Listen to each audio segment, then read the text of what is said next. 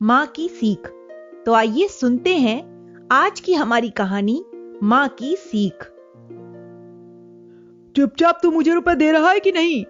दे दे, नहीं तो मेरे से बुरा कोई नहीं होगा। विक्रांत कह रहा था। बाबूजी, मैंने तो रुपए देखे तक नहीं, मुझे नहीं मालूम। यह छोटू की आवाज थी। अरे तू ऐसे नहीं मानेगा। कहकर विक्रांत ने छोटू के गाल पर तड़ाक से तमाचा मार दिया। छोटू पीड़ा और अपमान से रोने लगा। शोर सुनकर विक्रांत की मां कमरे से बाहर निकली। वहां छोटू दीवार के सहारे खड़ा सुबक सुबक कर रो रहा था। पूछने पर उसने बताया कि विक्रांत भैया कहते हैं कि पैंट की जेब में 20 का नोट रखा था। छोटू ने दोनों जेबें टटोल डाली थी, पर वहां मुड़ा तोड़ा कागज का टुकड़ा भी न निकला। अब विक्रांत छोटू को चुपचाप नोट रख देने की धमकी दे रहा था। मां ने विक्रांत को डांटा। तुम्हें किसी को मारने का क्या अधिकार है? तुम्हें ही अपनी पैंट की जेब देखकर धुलने के लिए डालनी थी ना। फिर वह छोटू से बोली, छोटू, तुम्हारे ऊपर हमको पूरा विश्वास है। तुम वर्षों से हमारे कपड़े धो रहे हो।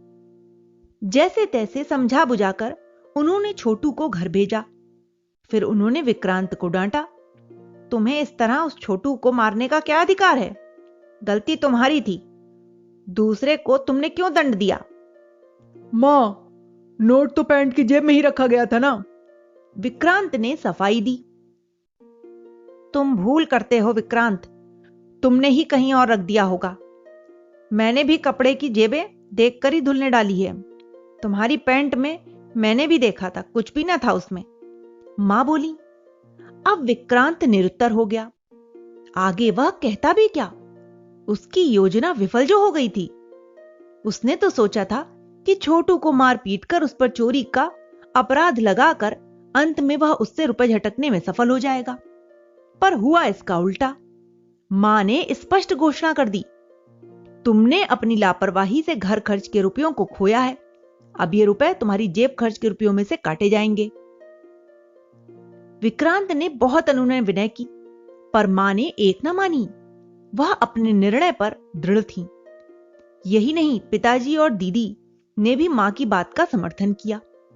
उनका कहना था कि विक्रांत बहुत लापरवाह होता जा रहा है, प्रायः रुपए खो देता है, इसलिए उसे दंड मिलना ही चाहिए।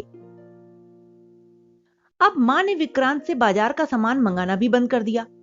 वह चीजें महंगी लाता और प्रायः रुपए भी बचा लेता था। मां या पिताजी चाहे कितने ही थके हों, वे स्वयं बाजार जाते थे। यही नहीं, अब अपने पर्स की भी निगरानी मां करने लगी थी। वे उसे विक्रांत की पहुंच से बहुत दूर रखती। उन्हें एक दो बार रुपए खो जाने पर विक्रांत पर संदेह भी हो गया था। एक सप्ताह तक विक्रांत घर से कुछ भी न पा सका। उसका जेब खर्च भी बंद कर दिया गया था।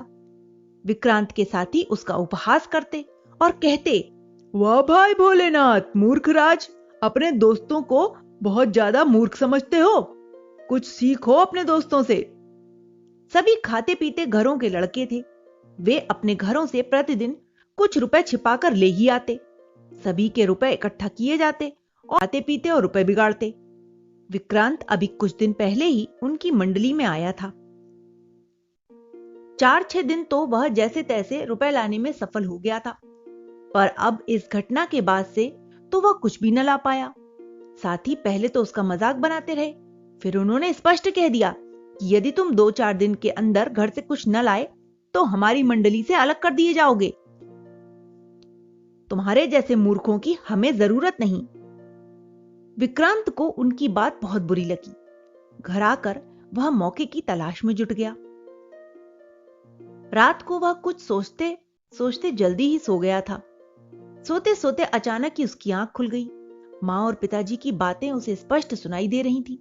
पिताजी कह रहे थे, तुम बहुत दिनों से कार्डिगन खरीदने के लिए कह रही थी, चलो कल बाजार से खरीद लेते हैं। इस पर मां बोली, पर मैं तो सोचती हूं कि विक्रांत का कोट सिलवा दूं। बहुत दिनों से पीछे पड़ रहा है। मुझे तो कोई खास जरूरत भी नहीं है, अगले वर्ष खरीद लूंगी। पिताजी हंसकर बोले, तुम तो हमेशा ही ऐसा करती हो। उनकी बात सही भी थी।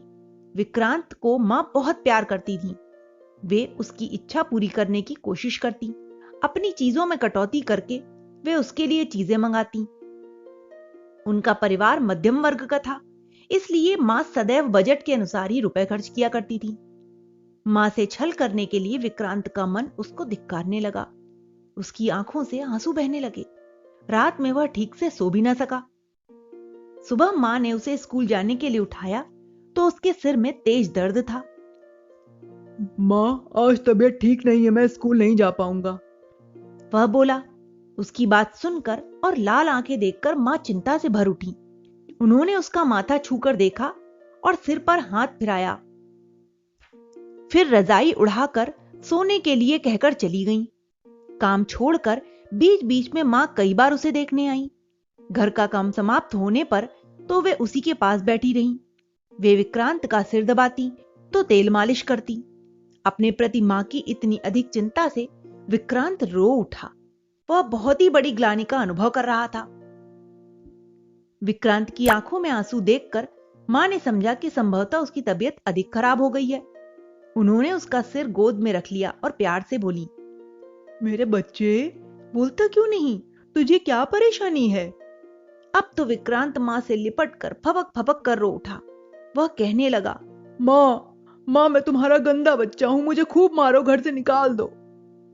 नाना, हमारा विक्की तो बहुत राजा बिट्टू है, मां स्नेह से भरे शब्दों में बोली।